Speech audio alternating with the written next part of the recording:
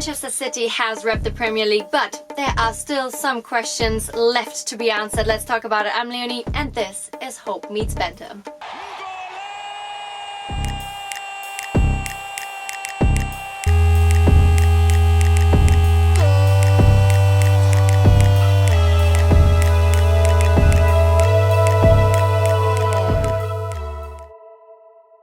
Hello guys, hello everyone. So we've got two special guests here today. The Spurs boys. Yeah, in a very intimate setting, I might say. We've got Ben and Sim from We Are Tottenham TV. Thank you so much for coming. Really good. And of course, Double H. If you might have, not know who he is. Yeah. Oh, I've been waiting for a few weeks, but I'm back. He's back. Okay, so good to have you on the show, boys. Let's dive right in. Okay, Manchester City has repped the Premier League, 1 point ahead of Liverpool. It's a consecutive win. They won last year as well with 100 points then. Do you think it's the best team the Premier League has ever seen? Yeah, for me it's the best team the Premier League has ever seen. I think after this title win, everyone wants to talk about Liverpool and how unlucky they were and everything like that. But for me, Man City, the best team this Premier League has ever seen. After spending $1 billion. Yeah, it's hard not to, is it? Yeah. I know, after spending $1 billion, but still, you've got teams like Man United. You're talking about Alex Ferguson, the best manager of all time. Arsene Wenger with Arsenal in the undefeatables. None of them could even get close to the amount of points that these lot have got. Okay. So, what would you say? I know. Obviously, you're Tottenham guys, and you have to hate Arsenal, but try and be objective as you can say. Because I'll try. City, I get it. 100 points, amazing. 96 points, amazing. They broke the consecutive wins record and everything. But isn't there something to be said of a team that went through an entire season and nobody could beat them? Yeah, but it's like but how many draws they had that year. But nobody beat. It's still a stat. Nobody beat them. So City, 4 losses this season? So it's like 98 points. One against Newcastle, by the way. Yeah. But what would you rather? That. Would you rather go through a season like Arsenal, undefeated but a lot of draws, or record points total? Look at this season. Liverpool only lost 1 game, right? Yeah. They lost less than City. City still won the league. City True. were the better team. You got to say points. I think, in my opinion, the team you'd rather the points than the undefeated record, in my opinion. Okay, no. Basically, I'll just throw in there as a stat. But I think back to the question. You'd have to, because I can argue with this guy has spent a ridiculous amount of money. Based on the amount of money you've spent, you can't give me a Champions League final appearance. You've not even got to the Champions League semi-final once. Did the Invincibles get to the Champions League final? Okay, fair point. Fair point. No, so I think exactly. In that case, it's like I still think there's an argument between them and Arsenal, because people have brought up United. No. I think Chelsea, Mourinho's first season, that's a good shout. That was very good. United, they won 3 leagues in a row and the treble-winning season. Treble-winning side for Man United. But you know what? I would say they're all above the Invincibles. Yeah. But Spurs in 61. Spurs in 61. That's one of the best. One of the best sides I've ever seen. But let's devil's advocate here, right? I know they have a lot of money, so they could get the best players. But sometimes even the best players don't work well as a team. And do we have to not give credit to Pep that he just brought them together and in the right way and made them play as well as they did? You only have to look at the other side of Manchester. Look how much money they spent, and look what they've been doing, finishing 6th. I know they finished, 2nd or 3rd last season? Yeah. But still, it's nowhere near good enough for the amount of money they spent. No. For me, look, it's like, it is true what you say, because again, all because you buy these top players, you still have to, as a coach, make them play well. Case in point, the Galacticos, when they had Zidane, Figo, all these guys, they weren't scoring the league every single season. So, but I see, it's just that. It's difficult because 100% you have to put them as one of the best teams in the Premier League, but there has to be an asterisk. I know that we're talking about the Premier League, but you can't spend that much amount of money and not really do well in the elite competition. Because let's be real, yes, that money was put in for them to really create a legacy in the Premier League. You don't spend that amount of money and not try to win the Champions League. That money is Champions League money. That money is like, we want to win the champ. Same thing with PSG. Like, the amount of money that Man City has spent is the same as PSG. And see, that thing with Pep. And people say, okay, I'm a Pep hater and everything, but let me be real. See, fraud, huh? No, I wouldn't go that far. But the thing with Pep is, like, he always, like, for instance, like, he began by saying that, it's not really, when we're not ready to win the Champions League, we don't have enough experience to win the Champions League. I said, wait a minute.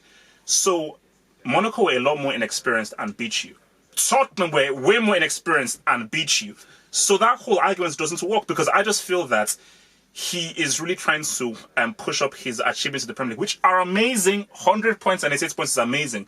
But we have to look at the amount of money being spent, and we can't just say that him winning only domestic titles is enough based on that money. I'm sorry. The question was is it the best Premier League team we've ever seen? Yeah, that's the question. I would say yes. Best. Does Champions League come into account when you the talk about best Premier League? League I think it team. is. It is. I think it Hands is. I've never seen a team dominate the league like they have. Never seen it. Never seen it in our lifetime. And I mean, they might get a double anyway, right? They're up for it. Domestic right? treble, So- unprecedented. Well, they've got a treble. double now. They might get a treble. Exactly. Unprecedented Sorry, treble, yes, by the thank way. you. Yeah. Oh, no, quickly look. I mean, I think that, as far as Premier League goes, you'd have to put them above Arsenal. I think Arsenal's that's just an achievement. But as far as just performance and quality... As a team, yeah. You're 100 lucky points, 98 Devil points. is not in this room. Do speak freely. So for me, I would say Yeah. based on these last 2 seasons, you have And to put also, them above. they've never had a better challenge. 97 points for Liverpool and still finishing above them. With 98 points. I think it absolutely shows an incredible consistency, especially having won the league last season. You've got to think back, no one's won back-to-back Premier Leagues for a decade now. Yeah. And they've done it. Yeah. And I know it's just even as well, I believe this season is the first time that a team that was top at Christmas didn't win. So the fact that they were 7 points behind at a point and still managed to come back. Or the fact that Liverpool was like 10 points ahead, and the fact that they didn't. Well, only three. I think it's only 3 times. But do you in the call last that decade. bottling from Liverpool, being 7 points clear? Getting, yes. getting 97 points, though, is that a bottle? Based on where they were, yes, they did. Because, you see, the thing about Liverpool that you can't just use that. See, 97 points is amazing. That is amazing. The most points ever by a second-place team. But we have to look at the total picture. If they had always been in second and always chasing, then, it's amazing. But you can't... Remember, when they went into the Etihad, they could have been 10 points clear. Yeah. So there were 7... I remember when City lost to Newcastle, they played had Leicester Leicester. City at home. You have to, as much as Liverpool fans will hate me when this goes out, you bottled it. It's like... So, And also that Man United game, when Man United were down to 10 men, they should have won that game, for sure. but still an amazing season by Liverpool, though. So, in your guys' opinion, what do you think? What do the likes of Liverpool, Chelsea, what do they need to kind of come up to that standard? What's in between them? That's the $1 million question, isn't it? You spend 150 million on 'cause- fullbacks, probably. That's what they probably need to do. Yeah, but Liverpool probably got the best Liverpool was fullbacks in the close. league, don't Yeah, they? fair enough. Yes. Yeah, true. That is true. What about the others? Because there's quite a huge points gap as well. You guys are close. You got us, you got ish. Chelsea just a bit above us, Yeah. and you got Arsenal just a bit below us. But I don't think our points total is a true reflection of how good we are as a team, because I think we had a lot of things going against us this season in terms of no pre-season, a lot of players, 12 players in the semi-finals of the World Cup. You had us not playing at home for 2 years straight now, zero money spent over the last 2 years. So I think if we have a proper pre-season and proper summer, then we'll be getting a lot more points than we did this season. And it will bridge the gap a little bit, but I don't think we're anywhere near them lot. what I do you need think to only do serious with investment. Frankenstein? Only We need serious investment. investment. Yeah, serious. Clearly, that's what Man City have done. I think what's overlooked is the fact that Pep Guardiola actually didn't do quite well in his first season, and then they gave him the time, to settle his team and get his way of playing implemented. And the rumours of Chelsea sacking Sarri, I think, are absolutely ridiculous in my opinion. He's in his first season, he finishes third and gets to 2 cup finals, and you're thinking of getting rid of him because he, in a few games, didn't play good football. I think it's an absolute joke. I think Man City showed you give the manager a year. Even Spurs, Pochettino didn't do great in his first season, and then Klopp as well finished 8th in his first season. Yeah, You fair. need time to implement your ideas. So I think all those clubs need to believe in their managers, give themselves time, and they'll give themselves the best chance. I mean, this is what I've always said, and I still probably believe it's that as long as Pep is with Man City and he has the kind of investments that the City owners give him, they'll always win the league. Look, I think I already heard that. I think Bruno Fernandes has already signed for them already. So they're already going to get stronger. But I do believe that Liverpool, they pretty much won it. Like, remember, like City last season, they were always leading ahead. But City were 7 points behind. So Liverpool had an amazing chance to win it this season. So I do feel that as far as Chelsea, Arsenal, Tottenham, like United, forget those guys. As far as Chelsea, Tottenham and Arsenal go, there is a gap. There is a massive gap. And like, unless... Because again, look, Levy, with regards to Tottenham, he's a guy that is a penny pincher, and like he's spent so much. The stadium is amazing, but I've always said with Levy that he needs to invest. If Tottenham are like 3 players away from really entering and beginning a 3-horse race, because Pochettino is literally coaching his ass off. So the guy just using every single ounce of things. So if Levy just gives him every single bit of juice, he's every single bit of juice. So I think, and in regards to Chelsea and Arsenal, I think again it's invest, because remember, Chelsea and Arsenal manager their first season. So his first season. He's not going to have any money to spend this summer either. Yeah, transfer ban. Hazard leaving. That's also so Chelsea. I can put them in the conversation. Arsenal, it depends whether you can help, because Emery has taken them to a cup final, so it depends whether they can invest. All the money they get, Arsenal is all going on the Rams in America anyway. So what's it matter? It's all being invested in American football. I think they're only going to have 40 million to spend if they play Europa League next. Yeah, as long as the Rams get to the Super Bowl, that's all that matters. All right, since we're talking Premier League, what was the biggest surprise for you this season? What was Chelsea finishing above Spurs? Anything specific? Any moments that you remember that you think like, wow? For me, I think it's Liverpool taking Man City as far as they did. To finish on 97 points and not win the league, that's got to be the most shocking thing of the season for me. For me, everyone was talking about Liverpool, how good they're going to be, but I wrote them off from the beginning. I was like, they'll tail off from December, January, but no, they kept going, got 97 points and still didn't win that league. Still. Yeah. You'll never walk alone. Drifty. Drifty. Maybe Wolves. I thought they were absolutely amazing. I actually like that team. Yeah, really. I like that, mate. Team. I think they could, if they sign the right players this summer. You think about how well they play against the top 6 teams. They know they can take on the big boys, so they've just got to concentrate on like their game against teams like Huddersfield and Fulham, which they lost like ridiculous amount. Who's it? The Robin Hood of football, Doherty and who's the other guy? Johnny. They always play really well together, and I think they look really promising. Doherty's a proper player, isn't he? Yeah. And Ruben Neves, they got a player who's not going to be at Wolves for long. I think. And I like their striker Jimenez as well. I like him. Diogo Jota as well. Both of them really good partnership. I think we missed trick Spurs of not going 30 million for Jimenez in this market is an absolute steal. Absolute steal. But you look at a team like Leicester as well. They've got a squad full of not world class players, but very, very good players. When you look at Maddison, Pereira, Chilwell, who else they got? Ricardo. Pereira. Indeed, I like Indeed. Indeed, he's great. Yeah. No, I would take like 5 of their players at Spurs. I really would. And I think basically for me, I think Liverpool's I think how well Liverpool played this season was definitely a surprise based on what they did last season. So I think two big surprises. I think Klopp's how good Liverpool were defensively, because my criticism of Klopp was like he only has a plan A. Because when you look at his Dortmund and Liverpool, it's like, okay, this guy really knows how to attack, he doesn't know how to defend. But him being able to bring in obviously Van Dijk was there, but just to really solidify the defense, but just how good they were defensively and how hard they were to break down without sacrificing their offensiveness. I thought that was a surprising thing. And look, I said at the beginning of the season, it's not because you guys are here. I remember saying that Tottenham can't get top 4 because you've not bought anybody in the summer and in general. You can't get top 4 without buying any players in the transfer. That's impossible. So how Tottenham got top 4 without buying any new players in 2 transfer windows, I like that.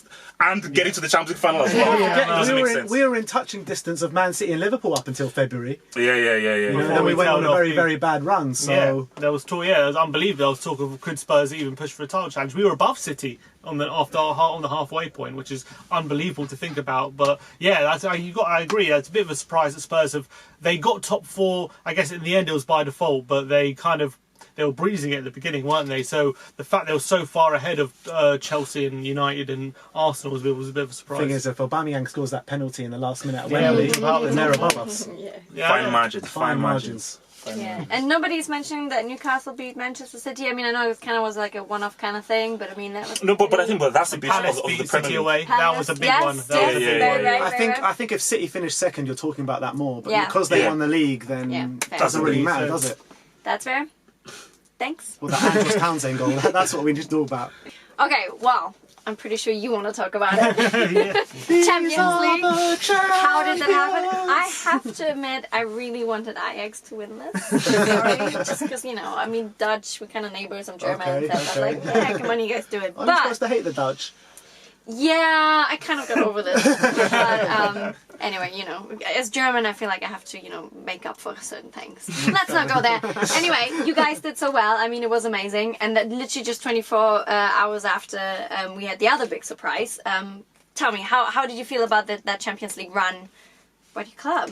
I mean, apart from being absolutely amazing, but yeah. You know, 3 games into this Champions League run, we thought we're out. Like we've been to every game in the Champions League except for the first one. Except for Inter Milan away, we've been. Where have we been?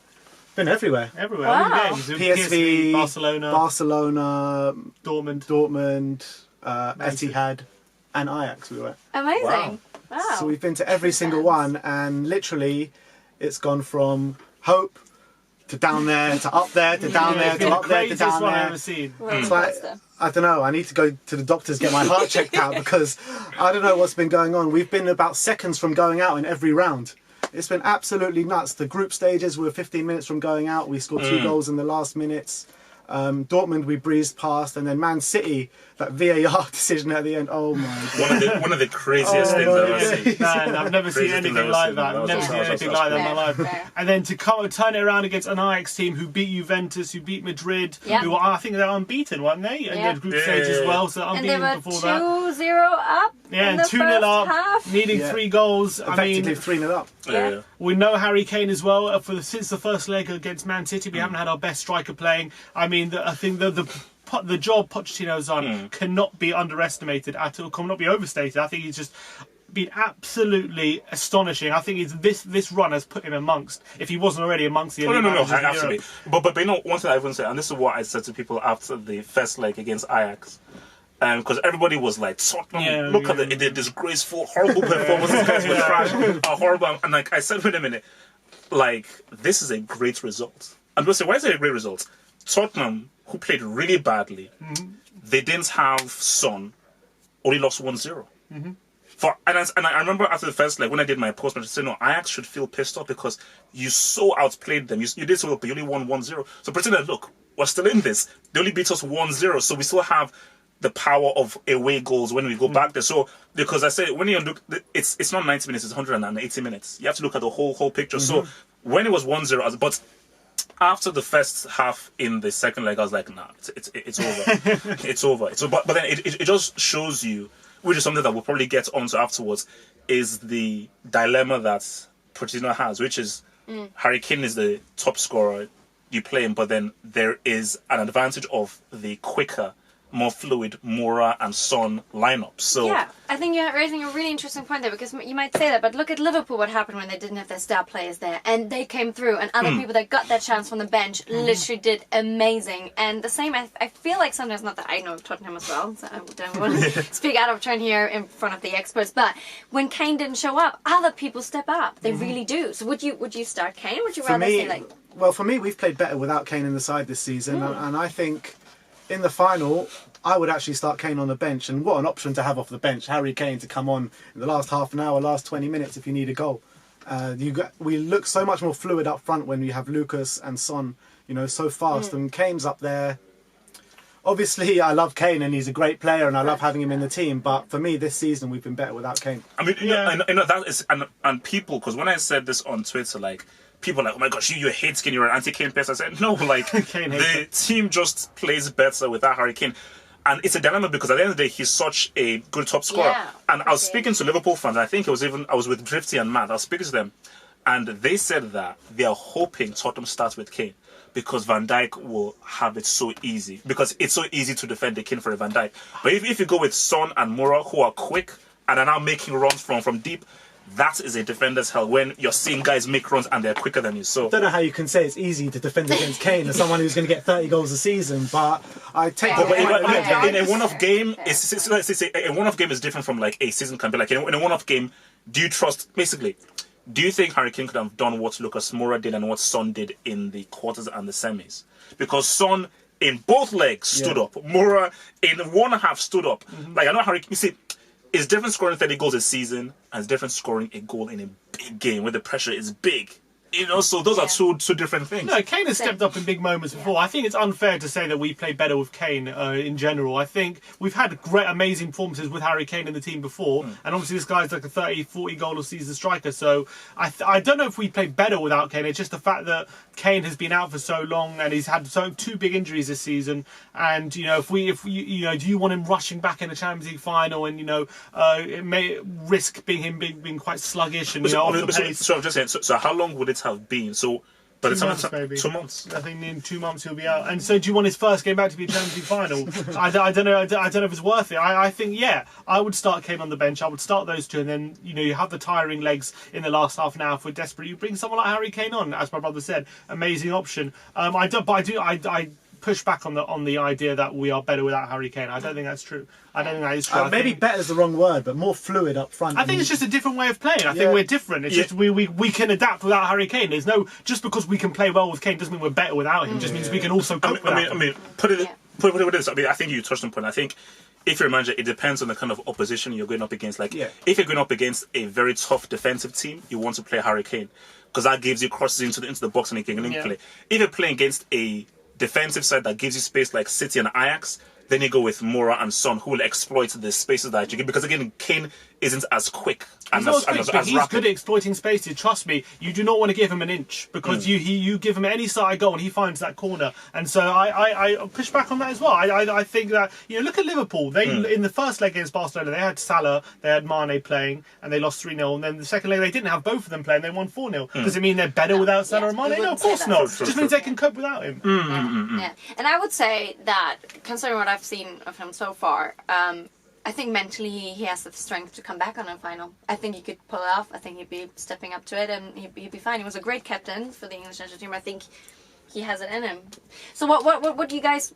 How would you want to do this? What do you reckon is gonna happen? Give me a bit of a prediction. I know. A lot of. It's gonna be real tough. It's gonna be clips gonna be. This is gonna be up and down and up and down. This game. Is there a wish that you have for your players? I mean, regardless of like an outcome, of course you want them to win, but like regardless of an outcome, sometimes if it's just a good match, sometimes it's a good match, right? So at least you could say that. Is there anything that you wish for? Like I wish that Son has a moment, or like whatever. Is there something that you really wish for? Sissoko to bang one exactly. I want Sissoko 30 yard the car driver. We all want. He's deserved it big time this season. Yeah, it has to be one of Pochettino's great achievements is to get Sissoko playing the way he is at the moment. Because he's literally, I am not exaggerating, he's been one of the best midfielders in the Premier League this season. I don't care what anyone says. He was a laughing stock last season. Everyone would have been happy to see him sold. I mean, basically for me, it's like for me, as amazing as it is that Tottenham have reached this, I just don't see a scenario where Tottenham win this game. But you probably would have said the same against City. You would have said the same at half time against Ajax. Okay, here's my logic here. 100%. I thought City would win. I thought Ajax would win. But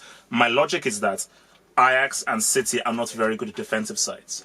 I think Liverpool are very good defensively, and Liverpool won't give the kind of space to Moura and Son that Ajax and Man City did.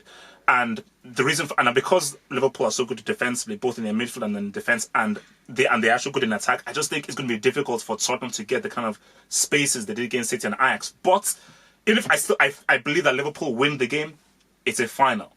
It's a one-off game. It's a one-off game, and Klopp doesn't do well in the finals, they say. So, and also as well, Tottenham have no pressure on them. Liverpool have all the pressure. True. Because Liverpool, 97 points, heavy favourites. You beat Barcelona, you are expected to win. True. So Liverpool are playing with, and can Liverpool deal with the pressure? Like, no, you have to. Because if you don't win, oh my God. Trophy less, 97 points, that's bad. Yeah. For Tottenham, like, this is the first thing you're in the final. That, though, but when we went to Anfield last month, I thought we were the better side. Okay, we lost the game, but we had the chances to win that game. And if we put those chances away, if we get those chances in the final, we could easily win that final. So you're saying that you believe that you will win? I believe we can win. We have a very good. I believe we can win. I think you look at this season. I know, like you compare. Obviously, Liverpool finished way ahead of us, but first of all, we were keeping pace with them up until about halfway through. And you look at the attacking players, right? Salah, Mane, and Firmino have played together 40. I think it's 40 games out of 44 games a season. How many times have we seen Son, Ali, Eriksen, and Kane play together? Or even Son, Ali, and Eriksen play together. Not many. Like you probably count on one hand. You've seen our best attack in going full force into a game. So I think if we get our starting 11s, if you compare them together, I really don't believe there's that much difference. I mean, apart from maybe the fullback areas, there's that much difference in quality between the two sides. So I think in a one-off game, we have more than a chance to be lifting this trophy. Liverpool are a great team, but they're not unbeatable. They're not unbeatable. No, I mean, I think even if Liverpool are definitely the strongest, and I do feel I still say that they win the game. I think you have to be fearful of the way that Tottenham have got here, because is this a case of like your name on destiny? The trophy, yeah. Because of how things have happened, they are so. But basically, like I told you, it's going to be because even if for me, like I don't like Champions League fans that have two teams from the same league, because I always think it should be different teams. Based on just how it's gone down, I just think it's bloody interesting. And it's like, what does that say about the Premier League? Like, all 4 teams, Europa League final and the thing are all coming. This is the first time that has ever happened, where the 4 teams have all come from the same league, competing the Europa League final and the Champions League final. So, but I don't know what's going to go down.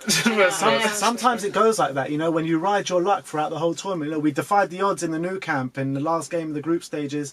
We defied the odds in the Etihad. We defied the odds in Ajax, and now we're going to defy the odds in Madrid. That's it. There's a lot of belief going on here, and I think you need that belief if you're going to be lifting that trophy. And I think this team has shown they can dig deep, they can stick with it when things are not going well. When we have setbacks, we're able to overcome them. So even if we go 1-0 down to Madrid, we have the belief from the previous rounds that all right, we've had a setback, but we know if we can just stick in it, we can still be in the game. So I think we have that belief. 100% until the whistle's blown. I think exactly. We've shown that. So you guys have tickets? Yeah, we do. Yeah. And also, like, it's a bloody amazing stadium, Metropolitano. Oh, really? Amazing stadium. It's new. It's a new one. Yeah. It's Atletico's new stadium. Yeah. Someone messaged me today saying they got 2 spare tickets. Do you want them for 10 grand? And I was like, yeah, that's about how much it costs, though, guys. Like, well done. Yeah, our tickets cost £60 each. Wow. Yeah, cost price. Yeah, well, we're seeing Will you that guys be promoting this on your channel as well? We give some reviews again. Okay, Yeah, so make sure to check out these guys. Yeah. There'll be check links below in the description box. For them. Awesome. So, I have one little question before I let you all go, which is not Tottenham related. I'm very sorry, but I do think it's something that we might quickly want to touch on because we had these rumours: Sarri being sacked, Chris Hughton from Brighton is actually being sacked after decent accomplishments for a club. Is there something happening here that we're not aware of? What you guys think about this? You see, for me, like, initially... Crazy expectations or what? No, see, my initial reaction is, I'm always quick to go to the whole, like, you know, are black managers being given enough chances? Like, why have they done it so far and everything? But my podcast colleague, who's also black as well, said... Well, let's just look at what happened because he said that last summer Brighton actually spent quite a lot of money on a lot of players. Yeah. And to spend that amount of money and not really, and only just beat relegation, that shows that you're not really going on an upward spiral. So when he said that when you look at the amount of money that they spent, the kind of players that they have, they should have done better. So maybe it's an assessment of, you know what, I don't think that thank you for keeping us up, but we need to keep on pushing up. It's a tough decision. See, I would have said, you know what, give him till Christmas. If you don't do well in Christmas, pull the plug. I agree with you. Yeah, I agree with you. What do you think? I was saying, like, Brighton, before the season, even with their signings, where do they expect themselves to finish? Their fans, where do they expect to finish? Come on, man. 16, 17, How many times have they been in the Premier League anyway, in total? Yes. Hardly, Chris Hughton's a good manager. He was wrongly sacked at Newcastle as well, if you don't forget. It's a shame. They have been awful this season. There's no two ways about it. They kind of stayed in the league just on default, just because the teams below them. Yeah, kind of were awful. Yeah, exactly. Huddersfield. Yeah.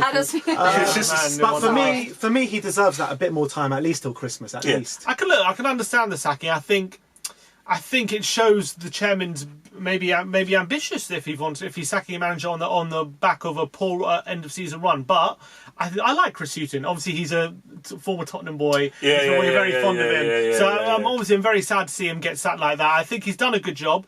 Keeping Brighton in the league for 2 consecutive seasons is a good achievement. You know, better managers have failed in that. So I think he's a good manager and he'll get another job. No worries. But I can understand why they sacked him because they're talking about he's the front runner for the West Brom job now. Exactly. I mean, that's a perfect job for him. West Brom really season like a glove. Great. Well, thank you so much for being on the show today. Thanks for being here. And you guys, thanks for joining us today as well. And keep on interacting with us on all the social media channels. We always love to hear from you. And we shall see you next week. Bye-bye. Peace.